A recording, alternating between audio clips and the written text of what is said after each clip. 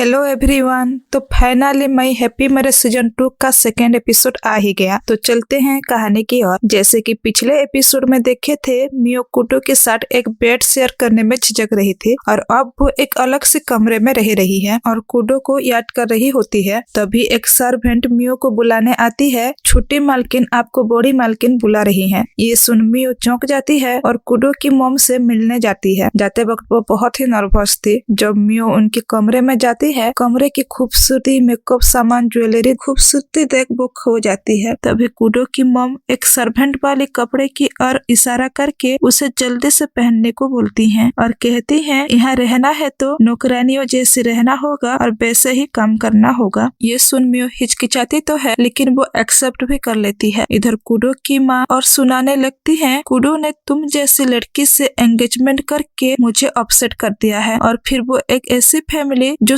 मेरी फैमिली है जिसका कोई वैल्यू भी नहीं है। और हेड नौकरानी को बोली जितना हो सके घर का सारे काम उसे ही करने को दो। हेड सर्वेंट बोली क्या ऐसा करना ठीक होगा? अगर मिस्टर कुडो को पता चल जाएगा तो? तब मियो कहती है पूरे घर की सफाई कर दूंगी और मैं अपने काम में जी जान लगा दूंगी। अगले सीन में देखते हैं कुडो डेमोन्स के बारे में छानबीन करने के लिए गाँव की ओर निकल पड़ा है। उसका मानना था कि इस इलाके में पहले कभी भी डेमन के बारे में बात नहीं की गई थी। यहाँ जरूर डेमन्स बाहर से आए होंगे और फिर सीधे वो सब ओनर के पास पहुंच जाता है और डिटेल्स जानने के लिए। जहाँ सब ओनर उस पुराने झोपड़ी को दिखाती है जहाँ वो अजीब सा आदमी रहता था जो कि पहाड़ के ऊपर बना था। फिर सिन मियो की ओर जाती है जहाँ वो मन ही मन बोलती है कोई बात नहीं, बस सफाई तो करनी है जिससे पहले साईमोरी भवन में करती थी। और वो काम में लग जाती है। गार्डन में सफाई करना, खिड़की को साफ करना, फ्लोर को साफ करना, सब काम करने लगती है। सारे नौकर भी उसकी काम देखकर सरप्राइज थे। इधर कुडो की मॉम मन ही मन में खुश होती हैं। अब तो मियो इतनी काम करके उसकी हालत खराब हो गई होगी और रो रो के उसका बुरा हाल हो गया होगा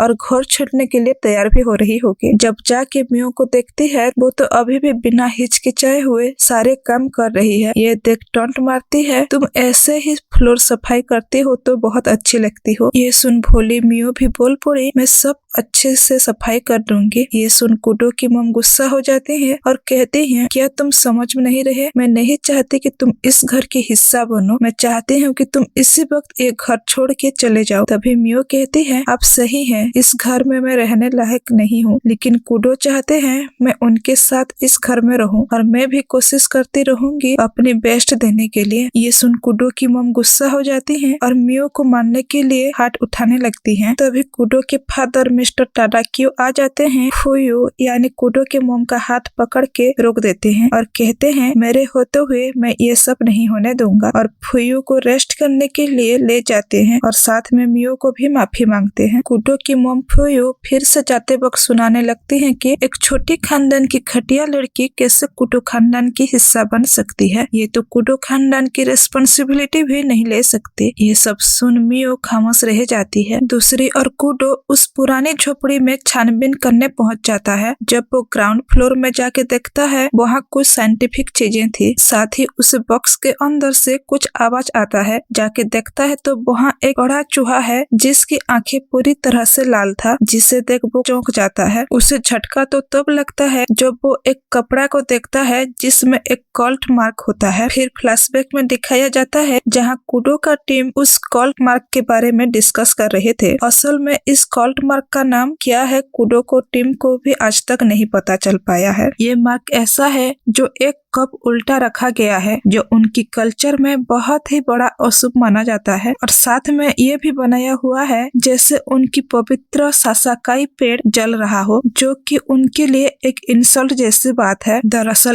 ये मार्क वहाँ की किंग के खिलाफ विद्रोह पैदा करने के लिए बनाया गया है। और साथ ही पता चला है ये एक न्यू रिलीजियस ग्रुप का काम है जो लोगों को चुपके से हंट कर रहे हैं। लेकिन अभी तक सरकार के बहुत छानबीन करने से भी उनको कोई भी इंफॉर्मेशन इस बारे में नहीं मिली है। फिर सीन प्रेजेंट में शिफ्ट होता है जहाँ कुडो को पता चल जाता है कि ये सब उन ग्रुप का काम है और ये सब जानबूझकर किया गया चाल है। तभी कुडो के सामने एक आदमी आ जाता है। कुडो जब पहचान बताने को बोलता है, उस आदमी ने अपने पावर से सामने वाला टेबल उठा के कुडो के ऊपर हमला करने लगता है, लेकिन उसका निशाना सही से नहीं लगता। कुडो उस कमरे से बाहर आ जाता है और वही आदमी भी बाहर आके उस पर हमला करने लगता है। इस बार वो अपनी पावर से पूरे घर के शीशा तोड़ के कुडो की ओर हमला करता है, जिससे कुडो एक ही झटके में अटका देता है और लाइटनिंग पावर का यूज करता है, जिसे देख वो आदमी पूरी तरह से डर जाता है। कुडो वो लाइटनिंग पावर सीधे उस आदमी पर मारता है, जिससे वो आदमी वहीं गिर जाता है। जब कुडो पास जाके उसका नाम पूछता है तो आदमी हंसते हुए बोला, मेरे गुरु ने मुझे बहुत बड़ा वरदान दिया है, जो एक पवित्र शक्ति है जिससे मामूली इंसान समझ नहीं पाएंगे, और फिर अपनी वरदान में मिली हुई पावर गिफ्टेड कम्युनियन का यूज करता है और अपनी अंगूठे से अपनी सर फोड़ देता है, जिससे बहुत बड़ा ब्लास्टिंग हो जाता है, जिससे उस आदमी का नामो निशान तो मिट ही जाता है। ये देख कुडो पूरी तरह से दंग रह जाता है। कुडो को यहाँ पता चल जाता है कि उन न्यू रिलीजियस ग्रुप का नाम है द ग्रेट कम्युनियन, और रास्ते में घर जाते वक्त मियो को लेकर परेड हो रहा था कि वो मियो के साथ ला के सही नहीं किया, शायद वो इन सब मुसीबत में पड़ सकती है, और घर में भी तो उसके मॉम उसके साथ सही से बिहेव नहीं करते। जब कुडो घर पहुंचता है तो देखता है मियो बाहर उसका वेट कर रही थी। कुडो उसे देख खुश हो जाता है और डरते हुए पास जाके बोलता है, क्या तुम मेरा इंतजार कर रहे थे? फिर दोनों अंदर जाते हैं और मियो कुडो के लिए चाय पीने को देती है और जाने लगती है। तब कुडो मियो को रोक देता है और पास आके बैठने को बोलता है। ये सुन मियो हिचकिचाते हुए पास आ जाती है। तब कुडो मियो को अपनी साल लिपटा देता है, जिससे मियो शर्मा जाती है। कुडो पूछने लगता है, क्या मेरी मॉम ने आज तुम्हें कुछ कहा? जहाँ मियो कुडो की मॉम की तारीफ करते हुए बोलती है, मैं उनकी वजह से मैं इस फैमिली को और करीब से जानने लगी हूँ। ये जगह पूरी तरह से शांति से भरा हुआ है और सबके चेहरे पर हमेशा मुस्कुराहट रहती है। बिल्कुल साइमोरी फैमिली से अलग है आपका फैमिली, और आपकी माँ तो सबका ख्याल रखती है। अपनी माँ के बारे में ये सब सुन कुडो सरप्राइज हो जाता है, क्योंकि पहली बार वो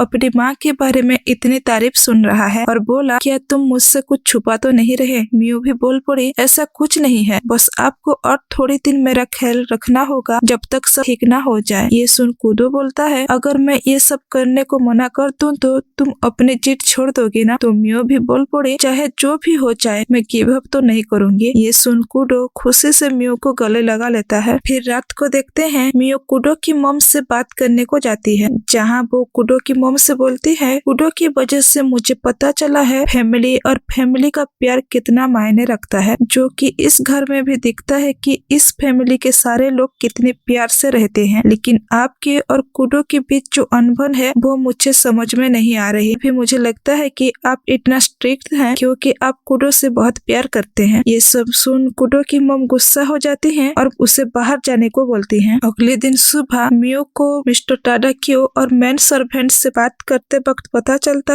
कुडो की मॉम पहले ऐसे नहीं थी। वो एक जेंटल वुमन थी और कुडो फैमिली की जिम्मेदारी उठाते उठाते इतनी स्ट्रिक्ट बन गई हैं, जिसका असर कियाको कुडो पर भी पड़ा। इस वजह से कुडो भी औरतों के खिलाफ होने लगा, और मिस्टर टाडाकियो मियो को तसल्ली देते हैं कि सब ठीक हो जाएगा, वो भी तुम्हें एक न एक दिन समझ जाएगी। तभी बाहर से कुछ आवाज आता है। जब देखने जाते हैं तो एक बूढ़ी औरत और एक कोटा नाम का लड़का कुडो के पास हेल्प मांगने के लिए आई होते हैं, क्योंकि उस औरत के बेटे को और कुछ लोगों पर डेमोन्स ने आके हमला कर दिए थे। और ये कहते हुए कोटा अजीब तरीके से अकड़ जाता है और अनकॉन्शियस हो जाता है। कुडो ये सब देख गांव की ओर जाने लगता है और मियो को संभल के रहने को बोलता है, और मिस्टर टाडाकियो अपनी शक्ति से पूरे बंगले के बैरियर को मजबूत करने चले जाते हैं। इधर मियो कोटा के ऊपर अपने सुपरनेचुरल पावर यूज करके हेल्प करने को सोच रही होती है कि उसी वक्त कुडो की मॉम आ जाती है और डांटने लगती है कि बिना जाने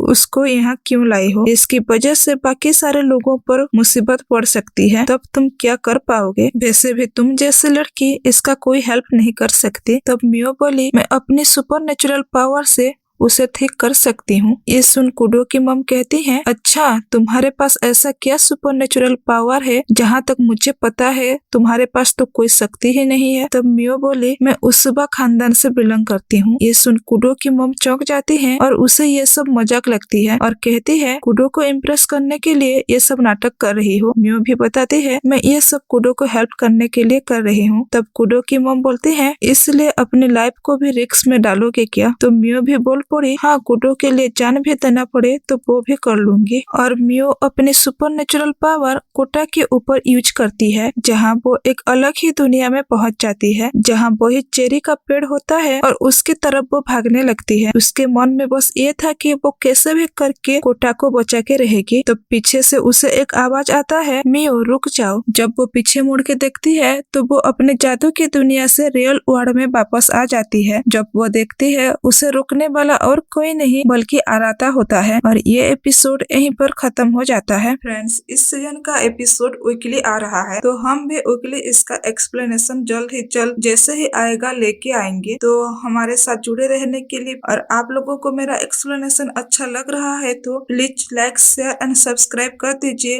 और बेल घंटी को भी बजा दीजिए, ताकि आपसे हमारा नए नए एक्सप्लेनेशन ना छूटे।